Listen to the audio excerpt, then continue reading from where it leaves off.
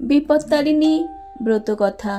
হিন্দু ধর্ম অনুযায়ী বিপদ থেকে মুক্তি পেতে মা বিপত্তারিণীর আরাধনা করার রীতি বহু যুগ ধরে প্রচলিত। গৃহের সবার মঙ্গল কামনার্থে বাড়ির মহিলারা এই পূজা নিষ্ঠাভাবে করে থাকেন। এই পূজার পরে অনেকেই হাতে 13টি লাল সুতো দিয়ে দুর্বাঘাস বেঁধে ধাগা ধারণ করেন। এটি পুরুষদের ডান হাতে এবং মহিলাদের বাম হাতে ধারণ করাই নিয়ম। হিন্দু শাস্ত্র মতে মা বিপত্তারিণী দেবী দুর্গার 108টি অবতারের একটি রূপ। হিন্দুরা মূলত বিপদ থেকে উদ্ধার পাওয়ার জন্যই এই দেবীর পূজা করেন। আষাঢ় মাসের শুক্লপক্ষের দ্বিতীয়া থেকে দশমী পর্যন্ত এই দেবীর পূজা করা হয়। এর মধ্যে যে কোনো শনি কিংবা মঙ্গলবারে এই ব্রত পালন করা হয়। পূজা বিধি। বিপত্তারিণী ব্রত পালনের আগের দিন বা সেই দিন নিরামিষ আহার গ্রহণ করতে হয়। পূজার দিন 13 রকম ফুল, 13 রকম ফল, 13টি পান এবং 13টি সুপারি এবং 13 গাছা লাল সুতোর মধ্যে 13 গাছা দুর্বাঘাস সহযোগে 13টি গেট বেঁধে ডুরি তৈরি করতে হয়। এরপর আম্রপল্লব দিয়ে ঘর স্থাপন করে ব্রাহ্মণ দ্বারা পূজা করতে হয়। বিশ্বাস অনুযায়ী বিপত্তারিণী ব্রত পালন করলে সকল মনোবাঞ্ছা পূর্ণ হয় এবং সকল বিপদ থেকে বাধা থেকে রক্ষা পাওয়া যায়। বিপত্তারিণী ব্রতের কাহিনী। বিদর্ভ দেশে কৌটিল্য নামে এক রাজা বাস করতেন। রানী ছিলেন অত্যন্ত ভক্তিমতী এবং প্রজাবৎসল। তিনি নিষ্ঠা সহকারে দেবীর আরাধনা করতেন। একবার এক চামড়িনীর সাথে রানীর দেখা হলো। তিনি প্রায়ই নানান ফলমূল এবং খাদ্যদ্রব্য সেই চামড়িনীকে দান করতেন। চামড়িনী ছিল খুবই গরিব, তবুও তার খুব বড় ইচ্ছা রানীকে কিছু উপহার দেয়। রানী রোজই বলেন, দরকার মতো চেয়ে নেব, কিন্তু সেই চাওয়া আর হয়ে ওঠে না। একদিন রানীর খুব ইচ্ছা হলো গোমাংস দেখার। সে চামড়িনীকে বলল, তোমরা তো গোমাংস রান্না করো, আমাকে একটু গোমাংস এনে দেখাতে হবে। চামড়িনী ভয়ে কাঁপতে কাঁপতে বলল, মহারানী, মহারাজা যদি এই কথা একবার শোনে তাহলে আর রক্ষে থাকবে না, তিনি নিশ্চয়ই আমাকে প্রাণদণ্ড দেবেন। রানী বললেন, তুমি তো মাংস লুকিয়ে আনবে, কেউ দেখতে পাবে না, কাকপক্ষীতেও টের পাবে না। কিন্তু শেষ পর্যন্ত চামড়িনী রাজি হয়ে গেল।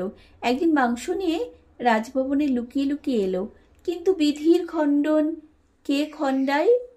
রাজবাড়ির এক চাকর ঠিক দেখে নিল সবটা। সে রাজার কাছে এসে গিয়ে সব বলে দিল। রাজা রানীর কাছে তখনই ছুটে এসে সব সত্যি কথা বলতে বললেন, নচেত প্রাণদণ্ড দেবেন। রানী পড়লেন মহাবিপদে। তিনি রাজাকে বললেন, তুমি একটু অপেক্ষা করো, আমি পুজো সেরে আসছি।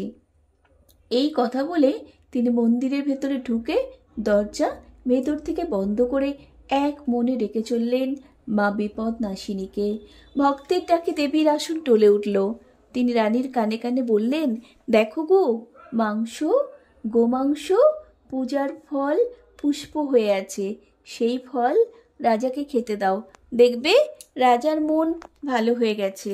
রানী তারপর পুজো শেষ করে সেই মাংসের ঢাকনা খুলে একেবারে অবাক হয়ে গেলেন।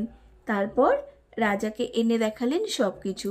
রাজা মনে মনে খুব অনুতপ্ত হয়ে রানীর কাছে ক্ষমা চেয়ে নিলেন। এইভাবেই মায়ের ব্রত দিকে দিকে প্রচার হলো। বিপত্তারিণী ব্রত পালন করার কিছু নিয়ম। বিপত্তারিণী ব্রত যারা পালন করবেন তারা আগের দিন শুধুমাত্র নিরামিষ খাবার গ্রহণ করবেন। ব্রত পালন করার দিনে উপবাসকারী ব্যক্তি কোনো খাবার খাবেন না। পূজার পরে এই উপবাস ভঙ্গ করতে হয়। নারীদের এই ব্রতের দিনে ব্রত করার সংকল্প নিতে হয়। ব্রত পালন করার দিন সকালে ঘুম থেকে উঠে স্নান করে পরিষ্কার কাপড় পরিধান করতে হবে। সম্পূর্ণ ঘর ভালো করে পরিষ্কার করে নিতে হবে। তারপর গঙ্গা জল ছিটিয়ে পবিত্র করতে হবে। এর সঙ্গে মা বিপত্তারিণীর পূজা করতে হবে। 13 ধরনের ফল, 13 ধরনের ফুল, মিষ্টি দেবীকে নৈবেদ্য হিসাবে নিবেদন করতে হবে। বিপত্তারিণী দেবীকে জবা ফুল দিয়ে পুজো করা হয়, যা কিনা সৌভাগ্য বয়ে নিয়ে আসে এবং সংসারে সুখ, শান্তি, সমৃদ্ধি বজায় রাখে।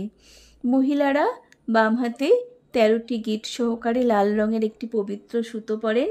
যদিও পুরুষরাও এই ব্রত পালন করে থাকেন, তাহলে তাদের ডান হাতে এই সুতো পরতে হয়। এছাড়া এই পুজো সম্পন্ন করার পর পরিবারের সকল সদস্যদের জন্য এই দুর্বা ঘাস দেওয়া 13টি গিট সহকারে এই লাল সুতো বরাদ্দ থাকে, যা কিনা সকলের হাতে বেঁধে দেওয়া হয় সকল বিপদ থেকে রক্ষা পাওয়ার জন্য। মা বিপত্তারিণীর ব্রতকথা মন্দিরের পুরোহিতরা পাঠ করে থাকেন এই দিন এবং সকল ভক্ত ও ব্রত পালনকারীরা শ্রবণ করে থাকেন। প্রচলিত বিশ্বাস অনুসারে যারা ব্রত পালন করেন তারা দেবীর বিপত্তারিণীর আশীর্বাদ পান এবং পরিবারকে সকল প্রকার ঝামেলা থেকে রক্ষা করতে সক্ষম হন। আর প্রতি বছর এই পূজা পালন করার জন্য সংকল্প নিয়ে থাকেন। বিপত্তারিণী ব্রত পালন করতে 13টি ফল, 13টি ফুল, 13টি সুপারি এবং 13 রকম নৈবেদ্যের প্রয়োজন হয়। এই ব্রত পালন করার দিন চালের কোনো খাবার খাওয়া যাবে না, যেমন ধরুন ভাত, মুড়ি, চিড়ে ইত্যাদি এগুলো খাওয়া যাবে না। এই উপবাস যে করেন তাকে এক আসনে বসে 13টা লুচি খেতে হয় এবং ওই পুজো দেওয়া প্রসাদ খেতে হয়। এই দিন মহিলাদের অবশ্যই আলতা সিঁদুর পরতে হবে। যারা বিবাহিত রয়েছেন তাদের ক্ষেত্রে সিঁদুর পরাটা বাধ্যতামূলক। এই ব্রত পালন করার সাথে সাথে 14টি গিট বাঁধা সুতোর প্রয়োজন পড়ে এবং সেই সুতোয় 14টি দুর্বাঘাস, 13টি দুর্বাঘাস বাঁধারও নিয়ম রয়েছে। এই পূজার দিন বাড়ির জন্য সদস্যরা নিরামিষ আহার গ্রহণ করবেন, অর্থাৎ এক কথায় এই দিন বাড়িতে কোনো রকম আমিষ খাবার খাওয়া চলবে না। ব্রত শেষ হওয়ার পর খাদ্য গ্রহণ করার যে নিয়ম সেটাও কিন্তু 13টা করেই খেতে হবে। বিপত্তারিণী ব্রতের ফল। এই ব্রত করলে সংসারে কোনো বিপদ আপদ থাকে না। মা বিপত্তারিণী তাকে সকল বিপদ থেকে উদ্ধার করেন। জয় মা বিপত্তারিণী ব্রতকথা এখানেই সমাপ্ত হলো। সকলের উপর মা বিপত্তারিণীর আশীর্বাদ বর্ষিত হোক, সকলকে মা ভালো রাখুন, এই শুভকামনা নিয়ে এখানেই বিপত্তারিণী ব্রতকথা সমাপ্ত করলাম।